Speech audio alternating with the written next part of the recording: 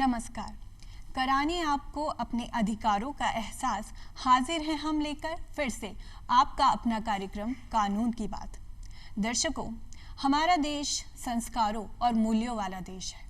हमारे देश में कहा जाता है कि यत्र नार्यस्तु पूज्यन्ते रमन्ते तत्र देवता, अर्थात जहाँ नारियों को सम्मान दिया जाता है, साक्षात ईश्वर वहीं निवास करते हैं। और नारी ही वो है जिसने ईश्वर के बाद सृष्टि का संचालन किया है, उसको जन्म दिया है। पर विडंबना तो ये है कि नारी खुद कई बार हिंसा की शिकार हो जाती है, परेशानियों को झेलती है।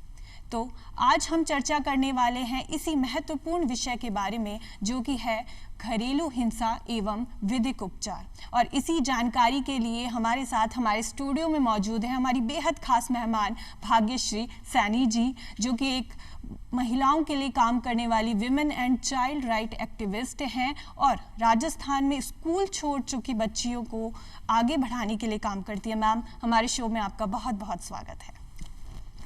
धन्यवाद राखी। सबसे पहले तो मैं धन्यवाद कहना चाहूँगी आपका कि इस बेहतरीन शो पे आपने मुझे आमंत्रित किया और आज इस महत्वपूर्ण विषय पे हम लोग बात करने वाले हैं। Thank you so much. ये विषय और ज़्यादा महत्वपूर्ण इसलिए हो जाता है क्योंकि आप भी महिला, मैं भी महिला, और जो विषय है वो भी महिलाओं से जुड़ा हुआ है। तो सबसे पहले आपसे ये जानना चाहेंगे, क्योंकि आज हम घरेलू हिंसा के बारे में बातचीत करने वाले हैं, तो मतलब ज़माना बीत चुका है, सदियां जा चुकी हैं और महिलाएं आज की स्थिति में भी 21st सेंचुरी में भी हिंसा की शिकार हो रही हैं। और ना सिर्फ विकासशील देश, विकसित देशों में भी यही स्थिति है। क्या कारण आप इसके पीछे जानती हैं? डेफिनेटली राखी, ये बात आपने बहुत अच्छी कही कि हम लोग 21st सेंचुरी में जी रहे हैं, जहाँ पे हम लोग बात करते हैं इक्वालिटी की, जहाँ पे हम लोग बात करते हैं विमेन एम्पावरमेंट की। लेकिन एक तरफ हम लोग देख रहे हैं कि अगर हम लोग NCRB का डेटा देखें, UN विमेन का डेटा देखें या अदर कोई भी नेशनल इंटरनेशनल ऑर्गेनाइजेशन का डेटा देखें, घरेलू हिंसा और जो अन्य हिंसाएं हैं महिलाओं के खिलाफ वो बढ़ती जा रही हैं। जैसा कि थोड़े समय पहले अगर हमने देखा कि हम लोग कोविड से गुजर चुके हैं, पूरा विश्व इस वैश्विक महामारी से लड़ चुका है, तो उस टाइम पे घरेलू हिंसा एक सबसे बड़ी समस्या के रूप में उभर के आया। मतलब उस टाइम पे जो कोरोना का समय चल रहा था, हम लोगों को इतनी परेशानियां हो रही थी, वो तो थी ही, घर में रहना भी मुश्किल हो पा रहा था। डेफिनेटली, क्योंकि उस टाइम पे महिला अपने काम पे नहीं जा रही है, पुरुष अपने काम पे नहीं जा रहा है और सभी लोग एक ही जगह रह रहे हैं। देखिए, हमारी सोसाइटी का एक सेटअप है। मुझे लगता है कि घरेलू हिंसा जो है वो एक परिवार का, ये एक महिला का मुद्दा नहीं, एक समाज का मुद्दा है। जहाँ पे हम लोग बचपन से एक चीज देखते आ रहे हैं कि हम लोग बोलते हैं कि महिला अबला है। मुझे लगता है महिला सबला है। घरेलू हिंसा को अगर आप लोग देखिए तो ये एक माइंडसेट है। जैसा कि हम लोगों ने कुछ कहावतें सुनी होंगी कि men are born free, women are born slave। दूसरा अगर कहते हैं कि your liberty ends where my nose begins।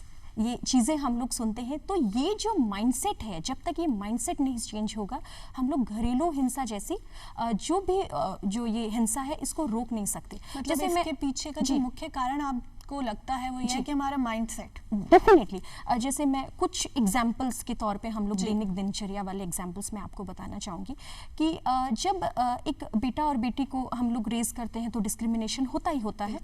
उसके बाद में जब एक लड़की जो होती है, अगर वो पिट रही होती है तो वो देखती है कि मेरी मदर तो पिट रही है, तो ये कौन सी बड़ी बात है। जब हम एक बेटी को विदा करते हैं तो पेरेंट्स उसको क्या कहते हैं, आपका पति का घर ही आपका घर है।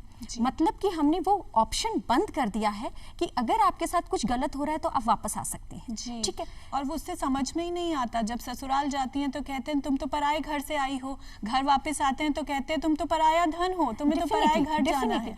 और अगर आप एक चीज देखेंगे, अगर मान लीजिए किसी महिला के साथ हिंसा हुई है तो पूरी फैमिली जो होती है वो उसका जस्टिफिकेशन देने लगती है। जैसे कि इन्होंने ये किया था, ये सामने बोल गई थी, नहीं तो मैं तो पिया हुआ था इसलिए। मुझे लगता है कि वायलेंस का कभी कोई जस्टिफिकेशन नहीं होता है। ये आपकी मानसिकता है जिसे आप करते हैं। क्योंकि मुझे लगता है कि कोई भी जो चीज़ होती है, कोई भी जो बात होती है, हम उसको बात के माध्यम से उसका समाधान निकाल सकते हैं। तो वायलेंस का कभी भी कोई जस्टिफिकेशन हम नहीं दे सकते कि महिलाओं ने मुझे ये करने के लिए ट्रिगर कर दिया। बिल्कुल बिल्कुल जी मैम। अब क्योंकि हम हिंसा के बारे में बात कर ही रहे हैं, तो सबसे पहले हमें ये जानना ज़रूरी है कि आखिर घरेलू हिंसा कहते किसे हैं और क्या क्या चीज़ें इसकी श्रेणी में आती हैं। जी, देखिए, सबसे पहले तो मैं ये बताना चाहूँगी कि हमारी जो महिलाएं हैं, जो बेटियां हैं, इन सब के लिए एक रेडिकल चेंज लाने के लिए एक कानून हमारे यहाँ पे है, घरेलू हिंसा अधिनियम 2005, जो महिलाओं को घरेलू हिंसा से संरक्षण प्रदान करता है। इस कानून की सबसे खूबसूरत बात जो है कि अब तक अगर मैं अपनी बात करूं, एक समय से पहले जब मैं ड्रॉप आउट्स बेटियों के लिए काम नहीं कर रही थी, तो मुझे भी घरेलू हिंसा का एक सीमित दायरा लगता था। मुझे लगता था घरेलू हिंसा का मतलब होता है मारपीट करना। जी, ठीक है, घरेलू हिंसा का मतलब होता है कि शादी के बाद मान लीजिए किसी पति ने पत्नी को पीट दिया।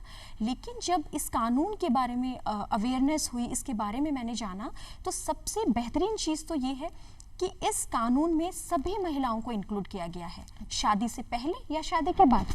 वो चाहे बेटी हो एक पिता के प्रति, वो बहन हो एक भाई के प्रति, या शादी के बाद वो पति हो। आप बिल्कुल सही कह रही हैं कि ये नॉर्मल लोगों को यही पता है कि घरेलू हिंसा मतलब शादी के बाद पति मारपीट कर रहा है या सास कुछ कह रही है, लेकिन ऐसा नहीं है। घर में भाई हो गए, पिता हो गए, और कोई भी कुछ आपके साथ गलत व्यवहार कर रहे हैं तो वो भी घरेलू हिंसा में कवर होगा। डेफिनेटली। दूसरी चीज हम लोगों ने बात की कि घरेलू हिंसा हम किसे मान सकते हैं। फिर मैं ये कहूंगी कि जब हम घरेलू हिंसा की बात करते हैं, नाम सुनते हैं, तो एक छोटा सा दायरा हम उसका सेट कर लेते हैं। घरेलू हिंसा मतलब मारपीट करना। जब तक शरीर पे कोई चोट नहीं आएगी वो घरेलू हिंसा नहीं है। लेकिन इस अधिनियम में ना सिर्फ शारीरिक हिंसा को सम्मिलित किया गया है, लैंगिक हिंसा भी इसमें सम्मिलित है, भावनात्मक हिंसा भी इसमें सम्मिलित है, आर्थिक हिंसा भी इसमें सम्मिलित है। जैसे कि हम छोटा तौर पे देख सकें, अगर हम लोग शारीरिक हिंसा की बात करें तो नाम से ही पता चल रहा है कि मान लीजिए किसी ने आपको आपके शरीर को कोई नुकसान पहुंचाया है। लैंगिक हिंसा से भी हम लोग समझ पा रहे हैं। लेकिन जब आर्थिक हिंसा की बात होती है तो आर्थिक हिंसा में हम देखते हैं, मान लीजिए आपको आपके इन लॉज या आपकी फैमिलीज की तरफ से मना किया जा रहा है कि आप जॉब नहीं कर सकती हैं। मान लीजिए आपकी जो इनकम हो रही है वो लोग उसको बलपूर्वक ले रहे हैं। ठीक है, आपके जो बच्चे हैं, आप हैं, उनके पोषण के लिए, भरण पोषण के लिए आपको दैनिक दिनचर्या के कार्य को करने के लिए वो दिया नहीं जा रहा है आर्थिक सहयोग। तो आर्थिक हिंसा में ये सारी चीजें इंक्लूडेड है।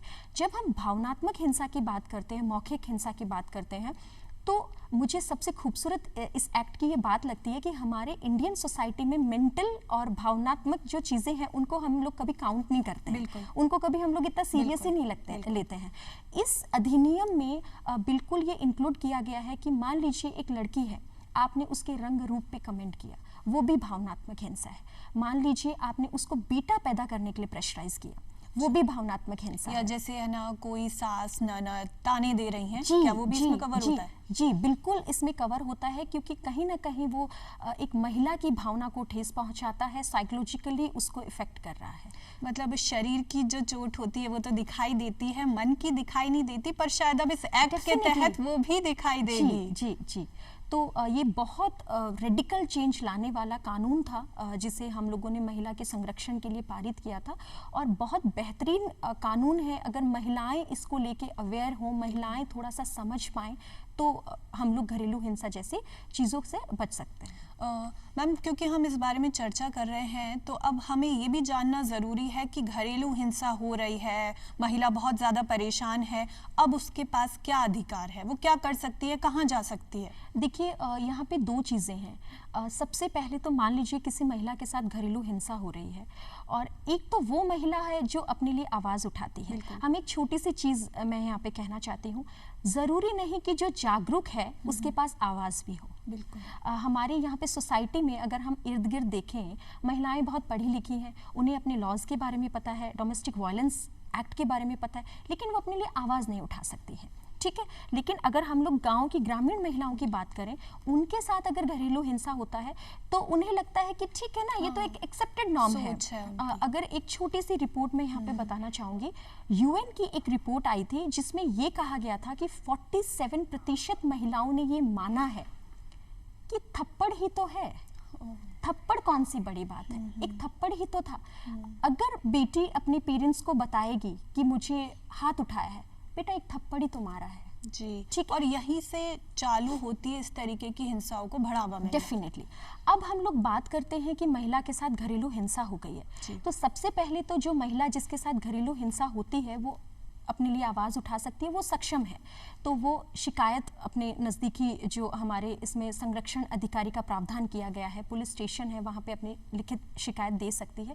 मान लीजिए कि हम लोग एक सामाजिक प्राणी है, अपने इर्द गिर्द देख रहे हैं कि किसी महिला के साथ घरेलू हिंसा हो रही है या होने की आशंका है, तो उसके बिहाफ पे भी हम लोग कंप्लेंट कर सकते हैं। मतलब ये चीज़ है कि एक तो हो रही है, हम उसको तो रोक ही सकते हैं, पर हमें पता है कि इस तरीके की सिचुएशन हो चुकी है कि कोई गलत काम होने वाला है, इसके खिलाफ हम पहले से आवाज उठा सकते हैं। डेफिनेटली। और उसके लिए हम लोग देखते हैं कि व्यक्ति विशेष और हमारे समाज में बहुत सारी स्वयंसेवी संस्थाएं भी महिलाओं के सशक्तिकरण के लिए कार्य कर रही हैं, तो उनके माध्यम से भी व्यक्ति जिसके साथ हो रहा है और अन्य व्यक्ति जो करवाना चाहता है, जो जागरूक है इन सब चीज़ों के लिए, वो भी रिपोर्ट दर्ज करवा सकता है। मैम, आपने आसपास वालों की, नॉर्मल बाकी लोगों की जिम्मेदारी का यहाँ पर जिक्र किया, ये बहुत महत्वपूर्ण हो जाता है, क्योंकि मान लीजिए महिला जहाँ भी रह रही है, उसके पड़ोसी हो गए, उसको जानकारी होती है, उसके जो रिश्तेदार हो गए, उसके घर वाले हो गए, उन्हें भी पता होता है कि उस महिला के जीवन में चल क्या रहा है। अब उनकी जिम्मेदारी बहुत अहम हो जाती है, क्योंकि कहा भी जाता है कि दुनिया में जितने भी गलत काम हो रहे हैं वो इसलिए नहीं हो रहे क्योंकि जो बुरे लोग हैं वो ज़्यादा सक्रिय हैं, वो इसलिए हो रहे हैं क्योंकि जो अच्छे लोग हैं वो निष्क्रिय हैं, वो आवाज नहीं उठा रहे। हमारी क्या ड्यूटी है, हमें जिनको पता है कि ऐसा काम हो रहा है, हम क्या करें और क्या हमें करना चाहिए? देखिए, डेफिनेटली हमारी सोसाइटी है, उसका एक सेटअप है जिसके अकॉर्डिंग सोसाइटी चल रही है। अगर हम लोग थोड़ा सा पीछे जाएंगे तो हम लोग देखते हैं कि महिलाओं का एक दायरा सेट कर दिया है और महिलाओं को वो पुरुष हो या समाज उस निश्चित दायरे में ही देखना चाहता है। अगर कोई महिला आवाज़ उठाती है या अगर कोई महिला सशक्तिकरण की उस राह पे चलती है, तो बहुत बार ऐसा होता है कि उनको एक्सेप्ट नहीं किया जाता। जैसे कि मैं बोलूँ कि still ambitious is a dirty word for women. बिल्कुल, अभी भी महिलाओं के लिए महत्वाकांक्षी होना बहुत गलत शब्द होता है। दूसरी चीज़ अगर आप यहाँ पे देखेंगे, ऐसा क्यों है कि महिला जो इतनी पढ़ती है, पीएचडी करती है, एमबीए करती है, लेकिन शादी के बाद उसका करियर ऑप्शनल होता है। बिल्कुल। हम लोग बोलेंगे बेटा हो गया था इसलिए मैंने छोड़ दिया, बच्चे बड़े हो रहे थे मैंने छोड़ दिया। ठीक है, मैं किसी की इंडिविजुअल चॉइस को हम लोग यहाँ पे क्वेश्चन नहीं करेंगे, लेकिन ऐसा क्यों है कि सारे सेक्रीफाइस महिलाओं को करना है? वो चीज़ इक्वल उसके साथ भी हो सकती है कि पुरुष हमारा इसमें सहभागी हो। अब हम लोग बात करते हैं समाज की। समाज हम जैसे लोगों से ही बना होता है, तो डेफिनेटली जो सोसाइटी है उसकी अच्छाई में, उसके इम्प्रूवमेंट में और घरेलू हिंसा जैसी जो कुरीति है उसको रोकने में समाज का अपना एक महत्वपूर्ण योगदान है। हमेशा ये संभव नहीं होता कि समाज में हर व्यक्ति हमारे किसी ब्लड रिलेशन में हो, तो वहाँ पे जो चीज़ें काम आती है वो है नैतिकता, वो है मॉरल वैल्यूज़, कि एक सामाजिक प्राणी होने के नाते ये हमारी ड्यूटी है कि जो महिलाएं हैं या जो वल्नरेबल सेक्शन है उनके साथ कुछ गलत ना हो या हम भी उनकी आवाज़ बन पाएँ। यहाँ पे एक मैं छोटी सी बात कहना चाहूँगी कि हम हमेशा बचपन से एक चीज़ देखते हैं कि एक बच्ची जो होती है पहले वो पिता के संरक्षण में बड़ी होती है, जब उसकी शादी होती है तो वो पति के संरक्षण में बड़ी होती है, जब वो बूढ़ी होती है, उम्र दराज होती है, तो वो बेटे के संरक्षण में होती है।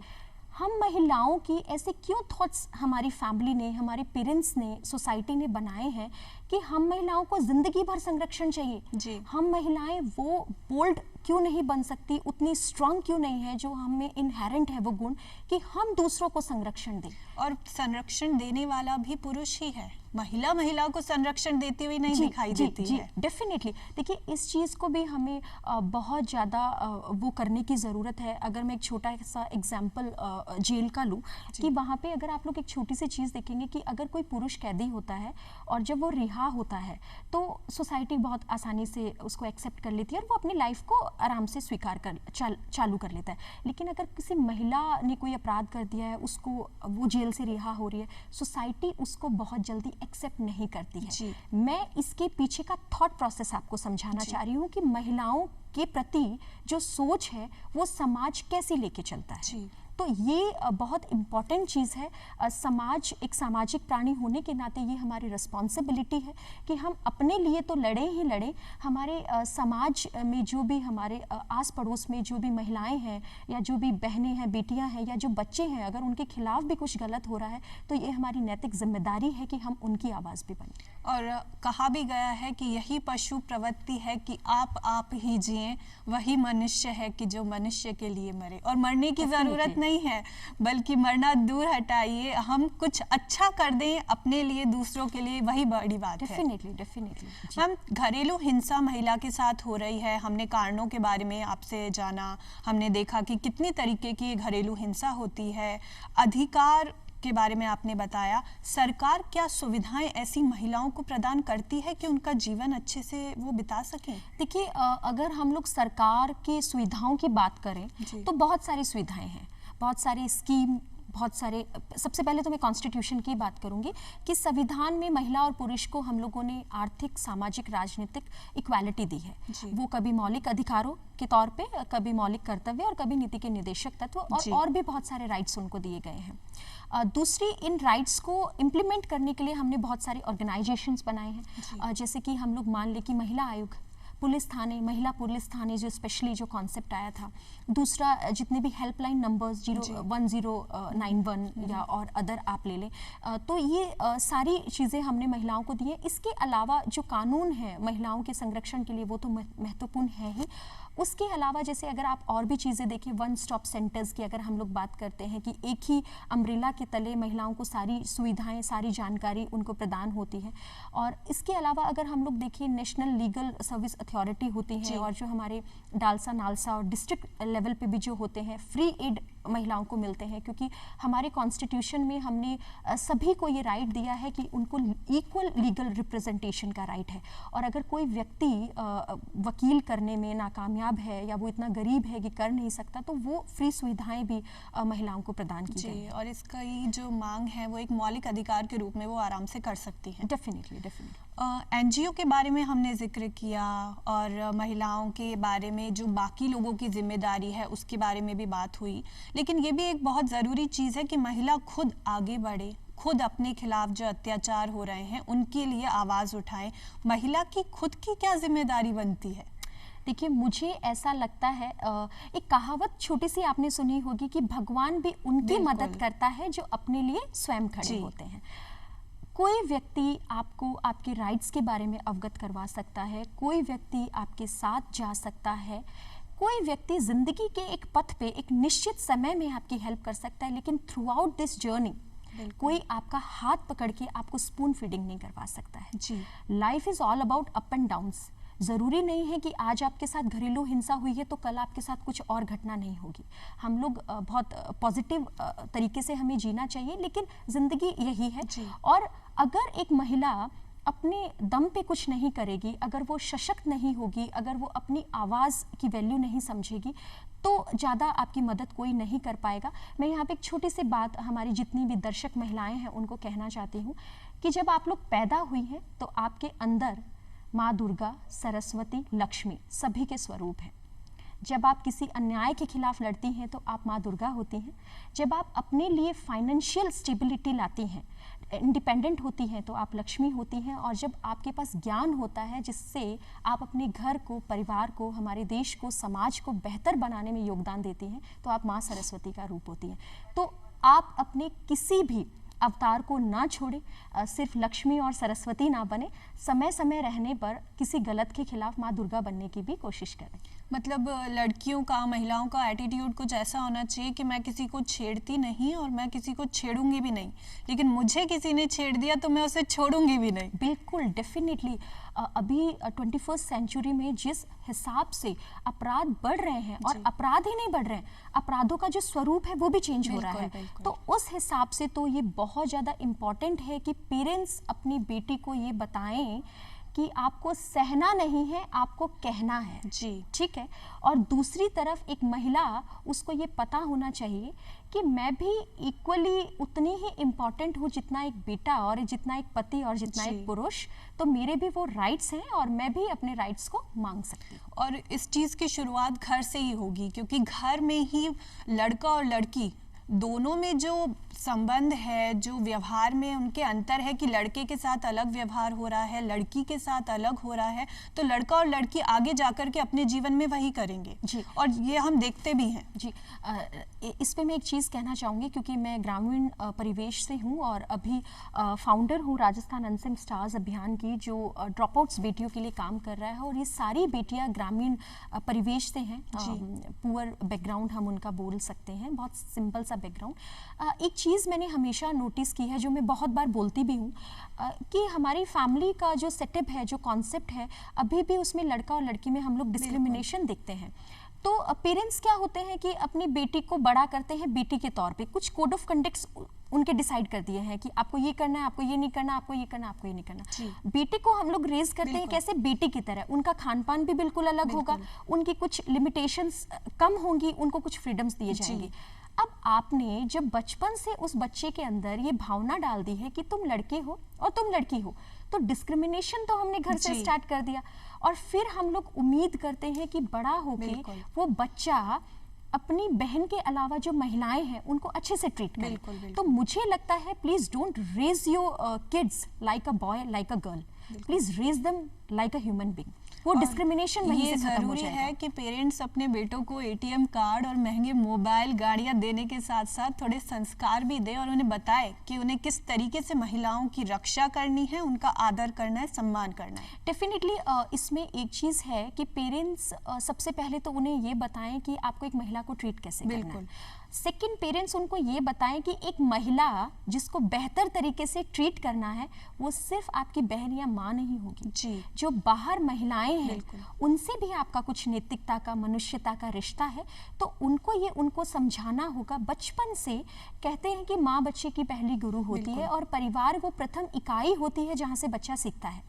तो हमें वो जो वैल्यूज़ और मॉरल्स और वो जो एथिक्स हैं, वो जो लहजा है हमारे बच्चों में, वो बचपन से डालना होगा कि महिलाओं को सम्मान कैसे देना है, उनकी गरिमा का ख्याल कैसे रखना है। जी मैम, एक और चीज़ ये कि पहले और आज तक यही समझा जाता है कि ये जो घरेलू हिंसा है ये करने वाला केवल पुरुष है, लेकिन ऐसा भी होता है कि अब ये कार्यवाही केवल पुरुष के खिलाफ ही नहीं, महिलाओं के खिलाफ, सास, ननद, इनके खिलाफ भी की जा सकती है। क्या हमारे कानून में ऐसे प्रावधान हैं? देखिए, जब घरेलू हिंसा अधिनियम आया था तो उसमें एडल्ट मेल का जो वर्ड था हमने यूज़ किया था और उन्हीं को हमने इंक्लूड किया था। लेकिन 2016 में सुप्रीम कोर्ट का जो डिसीजन आया है और उसमें हमने एक चीज़ देखी कि जितने भी मैट्रिमोनियल केसेस होते हैं उसमें हम लोग क्या देखते हैं, महिला अगर किसी का नाम लेती है, पहले अपने पति का नाम लेती है, सेकंड सास का नाम लेती है कि मेरी सास ने दहेज मांगा या मारपीट किया या टॉर्चर किया। तो हमने ये पाया कि सिर्फ घरेलू हिंसा पुरुष ही नहीं करता है, महिला भी करती है, और वो बच जाती थी उससे पहले। एग्जैक्टली। तो इस कानून में अब हमने इसका दायरा बढ़ा दिया है, व्यापक दायरा कर दिया है, और इसमें मेल ही नहीं, अब महिला के खिलाफ भी घरेलू हिंसा का दायर कर सकती है, जा सकती है। दूसरी सबसे इम्पॉर्टेंट चीज़ इसमें मैं ऐड करूँगी, इस अधिनियम का, इस कानून का एक सबसे स्पेशल फीचर है कि इसमें लिव इन रिलेशनशिप में जो महिलाएं रहती हैं उनको भी हमने उसमें इंक्लूड किया है। वो महिलाएं भी एक पत्नी की तरह कंपनसेशन के लिए जा सकती हैं, अपने अधिकारों की मांग कर सकती है, और उनके जो बच्चे होंगे उनको भी एज अ बच्चों की तरह ही ट्रीट किया जाएगा। और इसमें सिर्फ नॉर्मल बच्चे ही नहीं, जो हमारे पत्नी से हैं, जो अडॉप्टेड बच्चे हैं, उनको भी हम लोग इसमें इंक्लूड करते हैं। मतलब लिव इन रिलेशनशिप में जो महिलाएं रह रही हैं उनको भी कानून ने पूरी सुरक्षा इसके अंदर दी है। बिल्कुल। एक और चीज़ आपसे जानना चाहेंगे कि आर्थिक रूप से सक्षम होना, आत्मनिर्भर होना महिलाओं के खिलाफ हो रही इस तरीके की हिंसाओं को कितना हद तक कम कर सकता है? डेफिनेटली मुझे लगता है कि एक बात हम लोग करते हैं विमेन एम्पावरमेंट, मैं हमेशा विमेन एम्पावरमेंट में इकोनॉमिक एम्पावरमेंट पे जोर देती हूँ। जब तक एक महिला आर्थिक रूप से सशक्त नहीं होगी तब तक उसकी पुरुष पे डिपेंडेंसी कम नहीं होगी। एक छोटी सी चीज़ अगर हम लोग देखेंगे कि बहुत बार महिला के साथ घरेलू हिंसा हो रही है, तो हम लोग क्या करते हैं कि हम महिला इसलिए भी आवाज़ नहीं उठाती है कि उसकी निर्भरता है पुरुष पे। उसको लगता है कि ये सारी चीज़ें छोड़ के मैं वापस जीरो से शुरुआत कैसे करूँ, मैं कैसे सर्वाइव करूँगी। तो ये बहुत ज़रूरी है कि एक महिला इकोनॉमिकली इंडिपेंडेंट रहे, क्योंकि अगर वो इकोनॉमिकली इंडिपेंडेंट रहेगी तो घर, परिवार, समाज में डिसीजन मेकिंग में भी उसका योगदान रहेगा और उसकी जो भूमिका होगी वो सशक्त होगी और वो अपने लिए ही नहीं, अपने बच्चों के लिए जो छोटे छोटे डिसीजन है, चाहे वो शिक्षा को लेके हो, चाहे वो हेल्थ को लेके हो, वो अपने लेवल पे ले पाएगी। मैम, मेन रूप से लास्ट में आपसे ये जानना चाहेंगे कि बहुत सारी महिलाएं और पुरुष सभी इस कार्यक्रम को हमारे आज देख रहे हैं, एक क्या संदेश आप उन्हें देना चाहेंगे जो उन सभी के जीवन में, हमारे समाज के जीवन में एक परिवर्तन ला सके? देखिए, सबसे पहले तो मैं आप लोगों को ये कहना चाहती हूँ कि जो लॉज, जो कानून आपके लिए बनाए गए हैं, प्लीज़ उनका सदुपयोग कीजिए, क्योंकि वो आप ही के लिए हैं। जब तक आप उनको जानेंगी नहीं, जब तक आप अपने लिए आवाज़ नहीं उठाएंगी, कानून भी मृत ही हैं, उनका रोल कुछ भी नहीं है। दूसरी चीज़, मैं एक चीज़ कहना चाहूँगी कि हमारी ज़िंदगी में बहुत से डिसीज़न इंपॉर्टेंट होते हैं। मान लीजिए वो करियर चुनने का डिसीज़न हो, लेकिन शादी का जो डिसीज़न होता है वो बहुत इंपॉर्टेंट है। हम हमेशा एक चीज़ देखते हैं कि हम लोग जो पार्टनर चुनते हैं वो हम इस पैमाने पे चुनते हैं कि उसके पास प्रॉपर्टी कितनी है, वो जॉब क्या करता है, उसका फैमिली स्टेटस क्या होता है। जबकि आप लोगों को जो पार्टनर है वो इस पैमाने पे चुनना चाहिए कि क्या वो आपके करियर में आपका सपोर्ट करेगा, क्या वो जो भविष्य में पारिवारिक जिम्मेदारी होगी उसको निभाने में सपोर्ट करेगा। तो ये चीज़ आपको देखने की ज़रूरत है। और दूसरी चीज़, शादी तब कीजिए जब शादी करनी हो। और पेरेंट्स से मैं ये कहना चाहूँगी कि जब बेटियाँ होती हैं तो आपको सिर्फ उन्हें इसीलिए नहीं रेज़ करना है कि एक दिन आएगा और उनकी शादी करनी है, और ये हमारा सबसे बड़ा कर्तव्य है। आपने बहुत अच्छी, बहुत सारी जानकारी इतनी सरलता और इतनी सहजता से हमारे दर्शकों को प्रदान करी, उसके लिए बहुत बहुत धन्यवाद। Thank you so much. तो दोस्तों, आज की ये जानकारियाँ निश्चित रूप से आपके लिए बहुत लाभकारी साबित होंगी। कानून अपनी जगह काम करेगा, हमें खुद को अपनी जगह काम करना है। बड़ी बड़ी बातें नहीं, छोटे छोटे प्रयास करने हैं। और महिलाओं के लिए जानना बहुत ज़रूरी है कि भले ही प्रीत में आप राधा बने, गृहस्थी में बने जानकी, लेकिन काली बनकर शीश काटें जब बात हो सम्मान की। अपना और खुद का ध्यान रखें और किसी भी गलत काम के खिलाफ आवाज़ उठाएं। अगली बार आपसे फिर मुलाकात होगी, तब तक के लिए इजाज़त दीजिए। नमस्कार।